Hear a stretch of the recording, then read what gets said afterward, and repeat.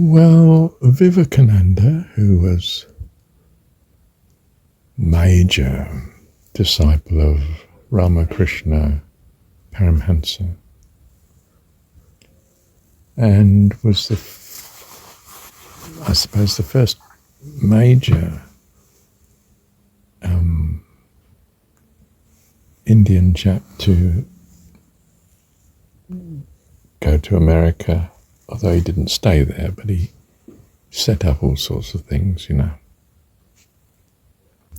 Paramhansa doesn't mention him much at all. I think Vivekananda was much more changing the world, whereas Paramhansa was concerned with, ostensibly bringing Kriya Yoga to the West. That's that breathing practice and meditation, right? Meditation upon breath, which I've talked about elsewhere, but whereas Vivekananda was concerned with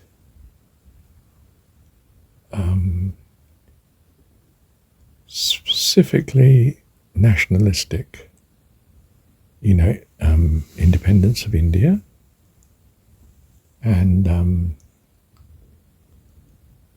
in a way like Gandhi was, but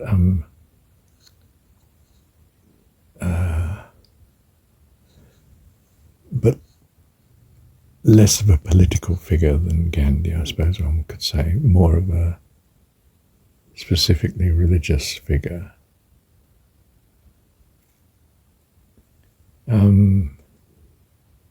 And of course specifically took Eastern religion to the West in an adaptable form that made him extremely popular in his tour of the East Coast and then California. So perhaps, more recent Paramhansa's 1920, whereas Vivekananda is the turn of the century, just before, around then anyway. And Vivekananda only lives to about 38 or something. Died of, I think, cancer of the throat and had asthma and goodness knows what. Paramhansa didn't last long.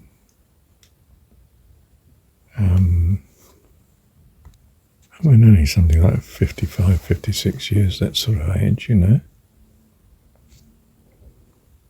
Whereas I think Kriyananda got into his 80s. Disciple of Paramhansa in Paramhansa's latter years. To my mind, they're surprisingly different in their emphasis. Kriyananda, of course, carrying out the commission of the solution to the world's problems really being, apart from following Paramhansa, communities, setting up communities, world communities. Paramhansa, as I say, Kriya Yoga ostensibly,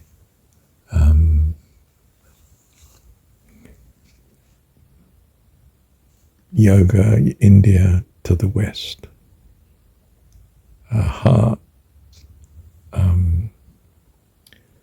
All three are on a harmony of, broadly speaking, Hinduism and Christianity. That sort of approach, or you could say more loosely Indian and Western religion. Vivekananda, a heavy bias to nationalism and the concern for the poor in a similar way to Gandhi. Very practical. Paramahansa is very spiritual.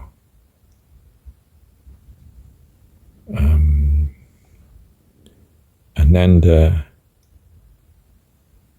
is very religious. It's as if he's was creating a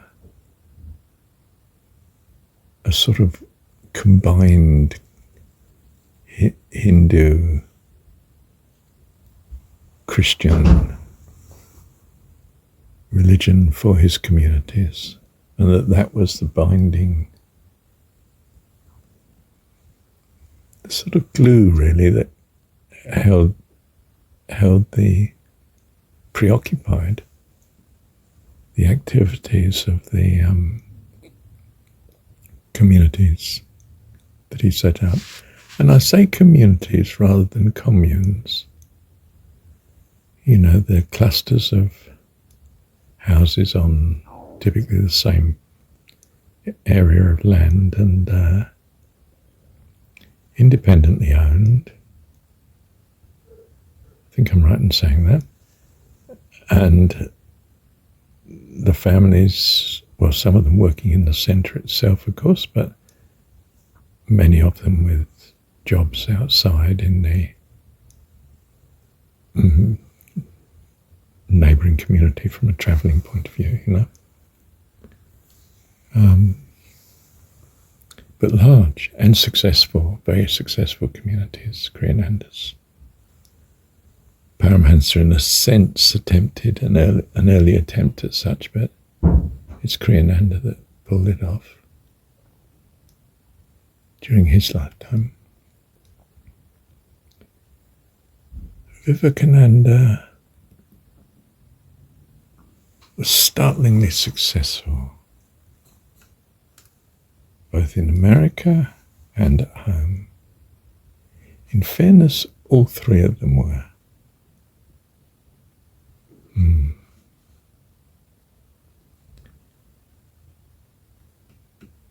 But of course, there doesn't seem to be much of a link between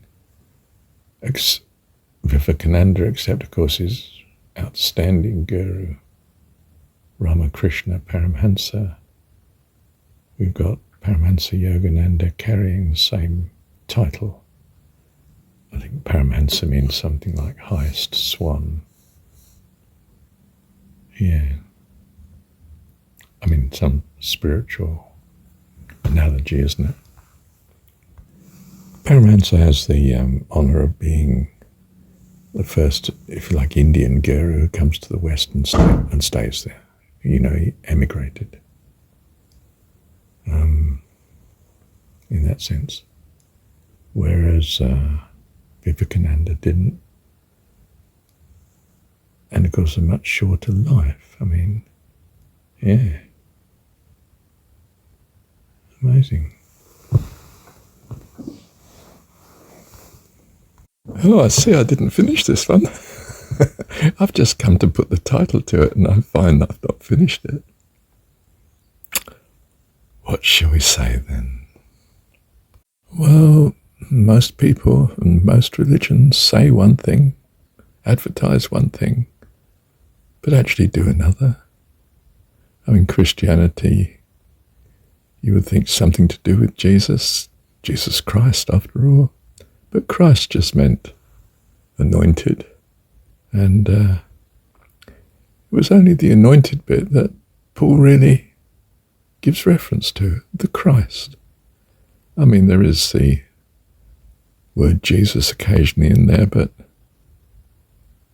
look at the emphasis. And it's the same with Paramahansa. Officially, he's come to give Kriya Yoga.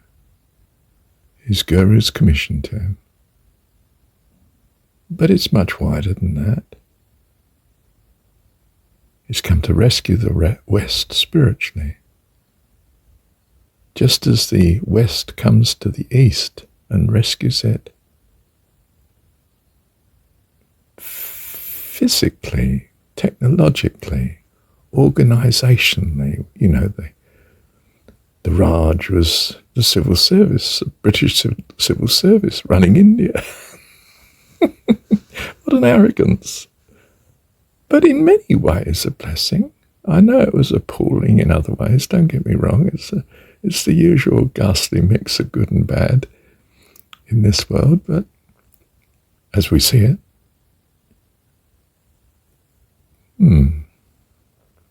but a bit like the collapse of the Soviet Union, it was mayhem when the British just quit in 3 months flat.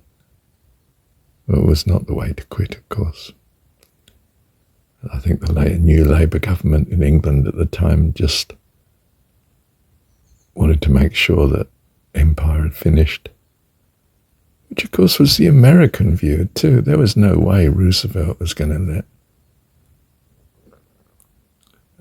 Churchill get his empire back.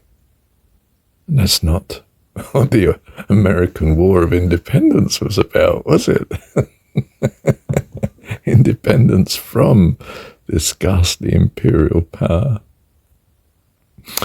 Yes. But to come back to it though,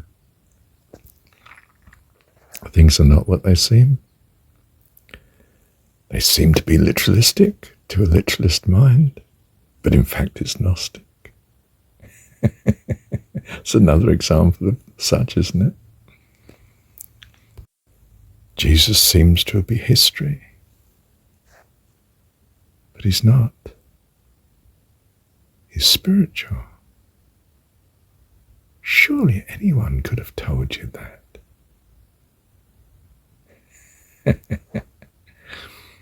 And what seems like hard materialist fact is, after all, only thought. And when I say only thought, I mean, yet again, isn't thought everything to life? It's what you're thinking that's what you're living. And if Marshall's away with the fairies, well, with the fairies he's keeping company. Can I tell you, they're delightful.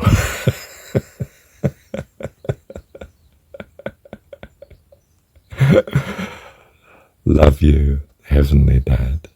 Love you. Thank you, Dad.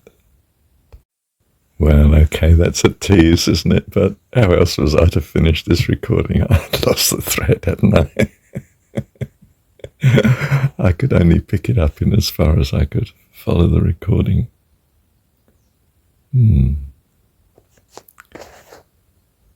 But God loves us, and he rules all things. What else would you want to believe and trust in? Can you think of anything more noble than that you're God, the personification of all that you truly value, as you see it at heart, loves us all,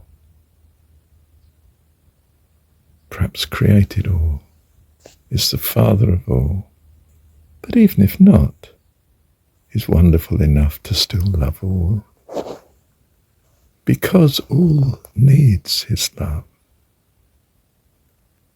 and we respond to it by the love of God in us. Wow. Love you, Heavenly Dad. Love you. Thank you, Dad.